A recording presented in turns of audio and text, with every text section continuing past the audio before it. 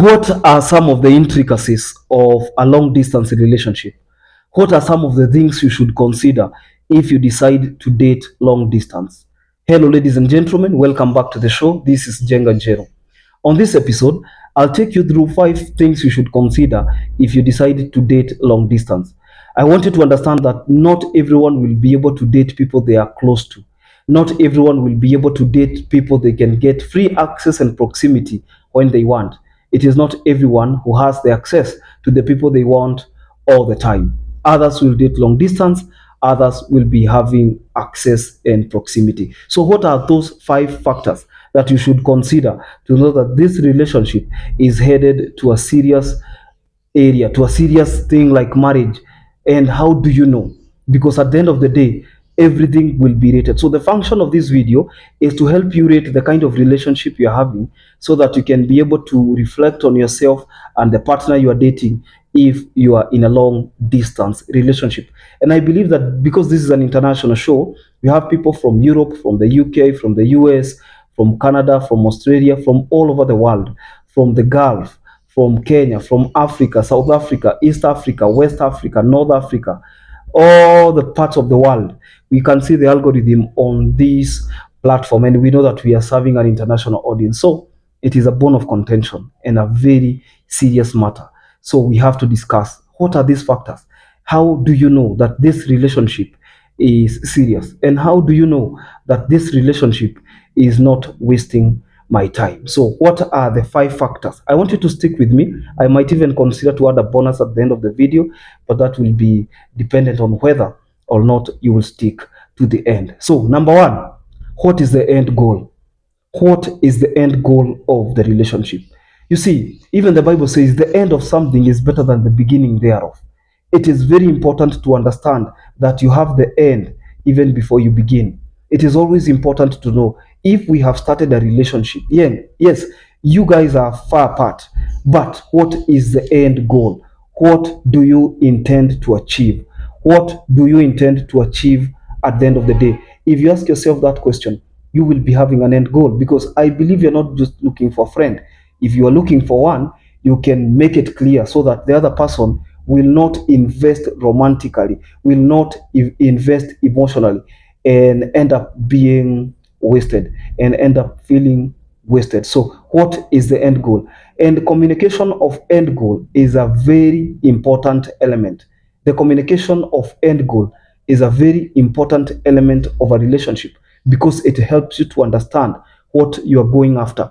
It helps you to understand where your partner stands. And at the end of the day, you will be able to make an informed decision. Otherwise, if you don't know where you guys are headed, there is no point starting. Okay, a person who does not define direction does not even deserve to start. So at the end of the day, ask yourself, what is the end game? And for the purpose of this show, if the end game is not marriage, I believe you can make friends close and far, then make it known so that you don't waste time for one another. So the end game is one of the factors that you should consider. Number two, openness in a relationship. You see, understanding openness is very important. When somebody is open, it means they are honest. Imagine you are dating somebody who you don't even know the number of children they have. You do not know how they look because maybe you met online, they had shared a half photo. You've seen how some of the photos are shared. For instance, when we post some of our guests on the show, somebody could say, "Oh, Jenga, I don't want to be publicized. So if you can hide the face, I would appreciate." So you're dating with somebody you've never seen. They don't send photos, but they ask you to send photos. Is that person open? Are they open in the first place? If they can tell your story, even with their eyes closed, but you can't tell theirs, can you? So if you do not understand some of these details, it is very important for you to know that at the end of the day, it is very important for you to understand that at the end of the day, you will be to blame because you did not take that thing seriously. You did not consider openness. Let the person be open. If the person is not open, drop them like a bomb. What are they hiding? The goal is defined that we are doing marriage. If we are dating for marriage, we should know how many children you have. Do you have a past relationship? And things like that. You want to know Was this person dating in the past?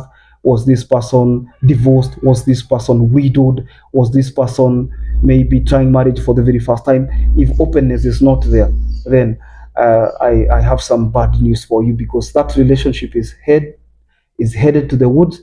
The relationship is dead on arrival. So openness in a relationship is something else that you should consider.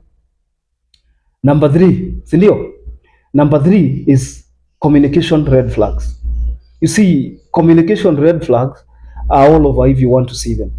But if you want to turn a blind eye, you will. And it is a function of the person's desperation or lack of it to identify communication red flags. Imagine you are dating long distance, but in the evening, the person will not talk. The person will never call you when they're in the house. The person will never call you at a certain, consistent hour. If it is at night, the person will never call. If they're in the house, they will never call. They cannot receive calls either if you try to call them. And sometimes they ambush you, they call you, but not you ambushing them. If you realize that the person does not like being ambushed and you have already settled for a relationship, I believe you cannot just ambush anybody with a call. And the person you date, you can even feel free to call them at any given point, so long as you're not disturbing their peace. For instance, you also need to be disciplined. You will not be calling somebody in the middle of the night and expect them to pick the phone call. You will not be calling them. Maybe they told you, I work these and these hours. You don't call those hours. So it is very important for you to identify and uh, make it a talent to always learn when there is a red flag and address it immediately. Otherwise, if you do not address that red flag immediately, you are likely to lose big time. So if there will be communication red flags, and you all know them, sometimes the person does not want to talk, the person is even blocking you sometimes and blocking you. And then when you look at this, this is a terrible behavior. And this behavior is likely to be portrayed by somebody who is either married or somebody who is in another relationship and things like that. So observe communication red flags. If they are there, you do not deserve that long distance relationship, because long distance relationships are a lot of work to consider. So please consider that. Number four, when are you meeting? It doesn't matter how long you guys are going to communicate. It doesn't matter. But at some point, you will meet. And the sooner the better. You have to forego something to get something. I mean, you have to pay the price. It is either you coming or the other person going. It doesn't have two ways around it.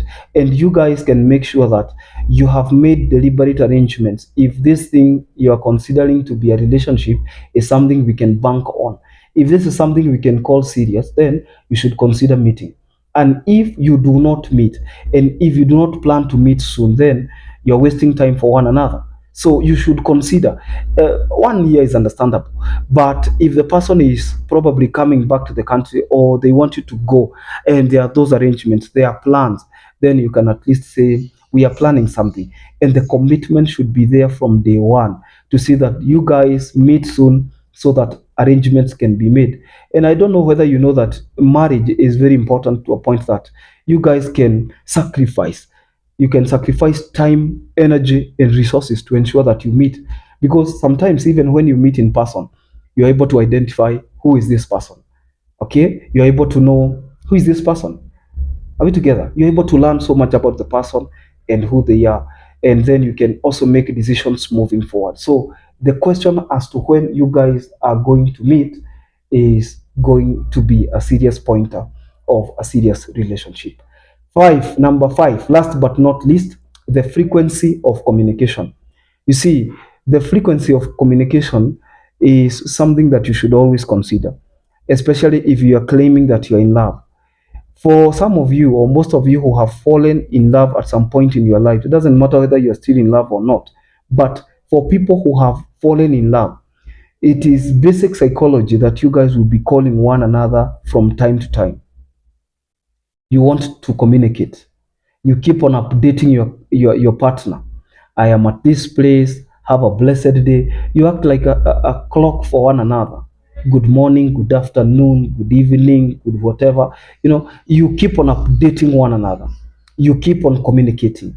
So that is the vibe that brings a relationship to closure very easily. The closure of things like marriage. And then you decide, now I've gotten the kind of understanding I wanted, and now I think I can close in and get married. That frequency of communication, it's the magnet that keeps you bonded. It's the magnet that keeps you together. It is the glue that puts you together, ladies and gentlemen. If we do not have communication and the frequency is there, how often do you talk? Because if you don't, if you're saying hi, have a blessed week, mtaongea ile Monday ingine, there's no relationship there. I hope you have fallen in love at some point. You every other time feel like you just want to talk to that person. You want to talk to them. You want to know how they are doing, how they are faring. And at the end of the day, you guys can make an informed decision. Okay? So you look at the frequency of communication. How frequent do you guys talk? Are we together? And then you are able to understand that, okay, this person loves me. And they give you affirmations day in, day out. I love you. I love you too. Okay, I'm feeling like this.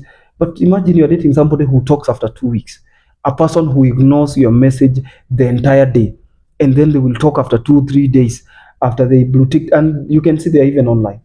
And you're claiming that you are dating. You're dating yourself. Okay, so those are some of the pointers you should consider if you're in a long distance relationship. Because if this long distance relationship is giving you headache, it is not worth it in the first place. I'll keep on updating you. I'll keep on enlightening you. I've told you here time and time again, the more enlightened you are on any subject matter, the greater the level of command you gain. To be informed is to be transformed, and to be uninformed is to be deformed. Subscribe to our YouTube channel. Let us know whether these teachings are informative. Let us know whether this podcast is changing lives. Let us know where you're watching us from. Until then, this is Jenga Jeru. I'll see you in the next video. Bye bye. Subscribe.